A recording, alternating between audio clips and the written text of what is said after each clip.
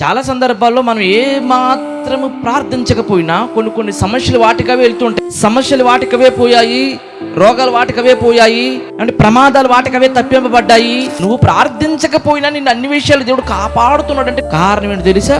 మనము ప్రార్థించకపోయినా మన కోసం ఎవరో ప్రార్థిస్తున్నారు. ఆ ప్రార్థన మనల్ని కాపాడుతుంది. అయితే అవి 3 రకాల ప్రార్థనలు కావచ్చు. ఒకటి, దైవ సేవకులు చేస్తున్న ప్రార్థన మనల్ని కాపాడుతుంది.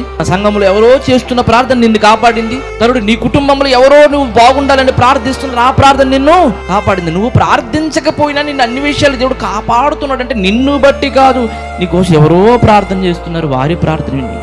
అయితే అన్నిసార్లు ఇది వర్తించదు. కొన్నిసార్లు దేవుడు మనం ప్రార్థించే వరకు మౌనంగా ఉంటాడు. కాబట్టి ప్రియులరా, ఇప్పటి వరకు అనేకులు ప్రార్థన మనల్ని కాపాడి ఆదరించి తప్పించి ఈ రోజు ఇంకో సజీవులు గుంచండి. ఇప్పటి నుండైనా మనము మన యొక్క ప్రార్థన సమయాన్ని మనం పెంచుకునే వారిగా ఉండండి.